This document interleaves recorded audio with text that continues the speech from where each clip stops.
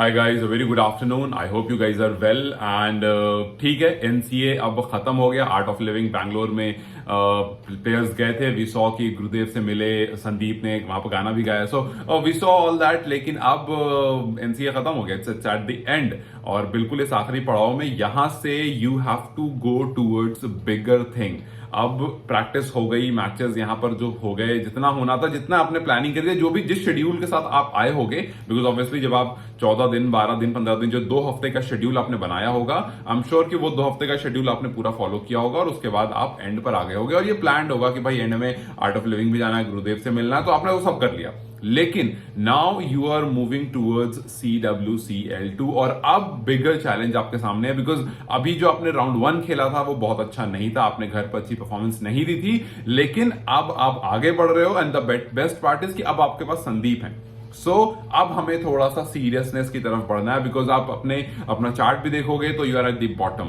सो फिलहाल यहां से you have to step up, you can not stay at the bottom. आपको anyway you have to end in the top 4। So और आप खेलने किससे जा रहे हो? आप खेलने जा रहे हो ओमान से, जिसका पहला राउंड बहुत अच्छा नहीं रहा है। सो ओमान ने भी बहुत अच्छा पहला राउंड नहीं खेला, आपने भी बहुत अच्छा पहला राउंड नहीं खेला, विच मीन्स के जब ओमान और नेपाल और कनाडा अभी कनाडा में मिलेगा, so Oman will give tough challenge to Nepal. In fact खुद कनाडा भी टफ चैलेंज आपको देगा। सो यहां पर अब जो है वो थोड़ा सा स्ट्रॉन्ग और स्ट्रिक्ट मैचेस होने वाले हैं, जिस पर हम लगातार बात करेंगे, बिकॉज यार ये बहुत इंपॉर्टेंट है। लेकिन कुछ चीजें जो नेपाल को बहुत ज्यादा ध्यान रखनी है, उसमें सबसे पहला ये है कि भाई आपके टॉप ऑर्डर बैटर्स को परफॉर्म करना होगा। We are seeing, I am sure कि कुशल ने यहां पर तैयारी की होगी काफी अच्छी। कुशल हम देख रहे थे, he was playing in the nets regularly, Shami के साथ भी काफी टाइम वहां पर थे। सो आई एम श्योर के कुशल जो होंगे वो इस चीज को दिमाग में लेकर चल रहे होंगे कि यार I am very important aspect of this team.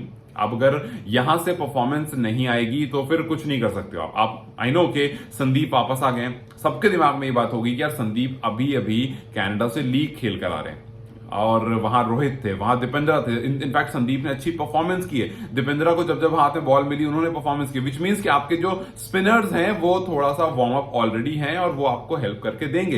Rohit को ज्यादा मैचेस नहीं मिले, बट आई एम श्योर के रोहित जिस तरह से राउंड 1 खेल कर गए उससे बेहतर परफॉर्मेंस देंगे, because round 1 was not good, captain की तरफ से ज्यादा कुछ नहीं आया था। सो अब यहां से हम सीरियस नोट की तरफ, अब हम सीरियस टॉक्स की तरफ बढ़ रहे हैं। अब तक जो था ठीक है भाई, हो गई प्रैक्टिस, हो गई एनसीए, हो गया घर पर जो होना तो हो गया, लेकिन अब आप बढ़ रहे हो आगे CWC के लिए। और ये छोटी मोटी चीज नहीं है, आपको बार बार मौके नहीं मिलेंगे, आप परफॉर्म नहीं करोगे, you will and up in the bottom. So that's why I said कि यहां पर आई नो कि संदीप को लेकर के सब पॉजिटिव होंगे, लेकिन अब यहां पर पॉजिटिव होने की जरूरत है हमारे टॉप 5 बैटर्स को, पॉजिटिव होने की जरूरत है आसिफ को, पॉजिटिव होने की जरूरत है रोहित को, कुशल को। क्योंकि देखो यार, हमने देखा है कि अगर आप सपोज करो आप पहले बैटिंग करते हो, आई अंडरस्टैंड कि अगर आप बोर्ड पर 220 230 लगा देते हो तो आपको पता है कि भाई ठीक है, संदीप है हमारे पास दीपेंद्रा है, हमारे पास खुद रोहित गेंदबाजी करते हैं, हमारे पास कुशल पटेल को लेकर के हमने लगातार सुना है वेस्ट इंडीज के बैटर से और भी गाइस कि यार कुशल की स्पिन थोड़ी सी डिफिकल्ट होती है। सो वी नो कि वहां पर आपके पास बॉलर्स हैं जो डिफेंड करने को रेडी रहेंगे हर वक्त। लेकिन व्हाट इफ आप रन चेज कर रहे हो? बिकॉज हमने देखा है नेपाल का बहुत बड़ा इशू रहा है रन चेज करने में। जैसे ही आपके सामने वही 230 240 लग जाते हैं, आप चेज नहीं कर पाते हो और डिफिकल्टीज आने लगती हैं, पावर प्लेज में विकेट गिर जाती है और फिर वहां से मिडिल ऑर्डर थोड़ा बहुत संभालता है, टॉप ऑर्डर काफी बार कोलैप्स होता है, मिडिल ऑर्डर थोड़ा संभालता है, लेकिन फिर उसके बाद लास्ट में हम लेकर के नहीं जा पाते हैं वहां तक जहां पर जाकर के आप मैच जीतोगे। सो लंबे फॉर्मेट में प्रॉब्लम आने वाली है और उसके लिए आपको पहले से प्रिपेयर होना है। वी वोंट से कि अरे बहुत आसान है, हमने तो उसको वहां हराया था, हमने तो ऐसा कर दिया था, ओमान से हम हार चुके हैं, ओमान को हम जानते हैं वो कैसा खेलती है। सो हम बोलने को बड़ी बड़ी बातें नहीं करेंगे, हम यहां पर इस बात का सबसे ज्यादा ध्यान रखेंगे कि अभी हम बॉटम में, ओमान है फिर हम हैं। सो ओमान आपको टफ फाइट देगा, Oman will not give you easy matches. और सबसे अच्छी बात सिर्फ यहां पर नेपाल के लिए फिलहाल ये है कि आप कनाडा में खेल रहे हो और कनाडा में हमने देखा है, आप कनाडा एक मिनट के लिए पॉज भी करो, आप याद करो जब आप साउथ अफ्रीका के खिलाफ वर्ल्ड कप खेल रहे थे, आप याद करो जब आप वेस्ट इंडीज के पिचेस पर गए थे जहां पर आपको स्पिन हेल्प मिल रही थी, आप देखो आपने साउथ अफ्रीका जैसी टीम को टफ टाइम दिया था। सो अब जो नेपाल टीम है ना वो डिफरेंट है, जो राउंड 1 में जिसने खेला है और जो अब टीम है, ये दोनों बहुत डिफरेंट टीम है। उसका रीजन है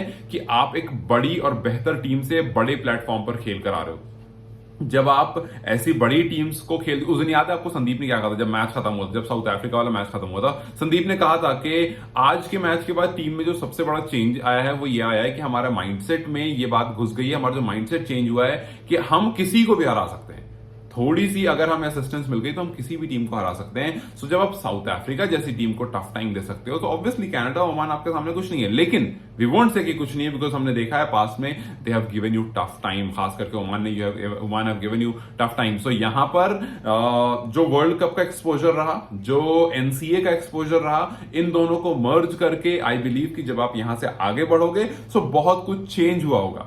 आपकी वो आदत बाहर वाली बॉल को खेलने वाली शायद कम हुई होगी, आपको शायद पता चला होगा कि यार अगर इस बॉल को मैं ऐसे ना खेलकर ऐसे खेलूंगा तो शायद बेहतर होगा, because that's how you work on yourself. जब एनसीए गए थे हम तो पहले दिन यही बात हम कर रहे थे कि यार कुशल बुटेल को जो अपनी खामियां उस पर काम करने के लिए बॉलर्स वहां पर अवेलेबल हैं। Kushal must have asked the bowlers कि भाई मुझे इस लाइन पर बॉल कराओ, मुझे यहां पर लगातार खेलना है, बिकॉज मेरा ये वीक पॉइंट है, मैं अक्सर यहां पर आउट हो जाता हूं। जिस तरह से हमने देखा था विराट कोहली अक्सर 4th या 5th स्टंप पर आउट हो जाते थे, जैसी उनकी बॉल 3rd स्टंप से बाहर निकलती 4th या 5th स्टंप पर, जहां से वो ड्राइव करना बहुत पसंद करते हैं, वही बॉल उनकी सबसे बड़ी प्रॉब्लमेटिक बन गई थी और कीपर या फिर स्लिप में वो हमेशा आउट हो रहे थे, लगातार आउट हो रहे थे। हालांकि अभी भी काफी बार आउट, ऐसा नहीं कि उन्होंने कुछ बहुत उसको चेंज कर दिया। हाँ, अच्छी बात उनमें बस ये कि वो बहुत पॉजिटिव खेलते हैं। सो ही इज लाइक कि अगर मैं 2 बार आउट हूं मैं तीसरी बार फिर मारूंगा, एंड उसके लिए वो पूरे 1-2 घंटे एक ही शॉट की प्रैक्टिस करते हैं।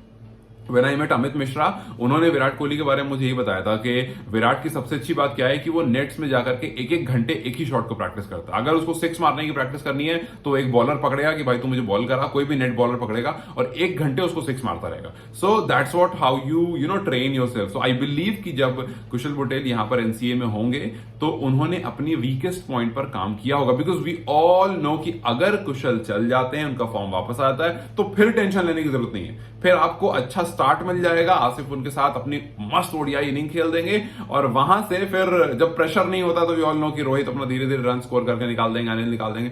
सो वी नो कि उसके बाद फिर बहुत इजी हो जाएगा। So this is the point जहां पर आपको काम करना है, बिकॉज रिमेंबर संदीप आपको हर मैचेस में नहीं बचाएंगे।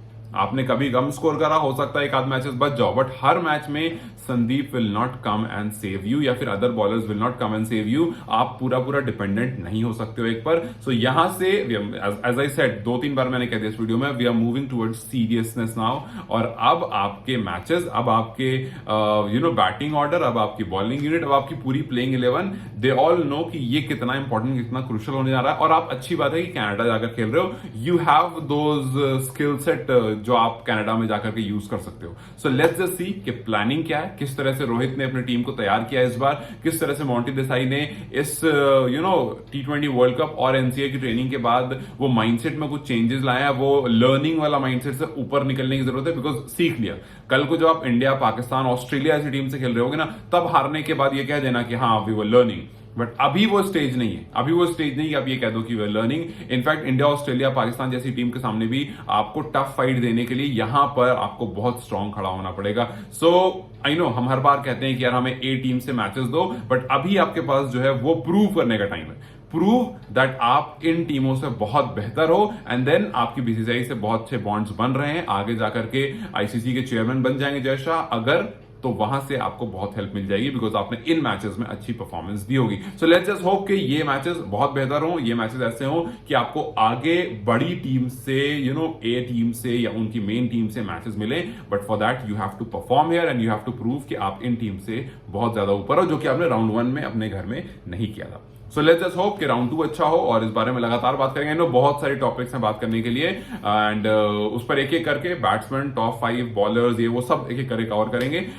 बट यस, अभी अब सीरियसनेस की तरफ हम बढ़ गए हैं। सो लेट्स जस्ट होप कि यहां से जो भी हमने सीखा वो आगे बेहतर हो। चलो guys, I will see you maybe tonight और टुमारो मॉर्निंग, जैसे मुझे टाइम मिलेगा। You guys take care, have a very good week days. Bye bye guys.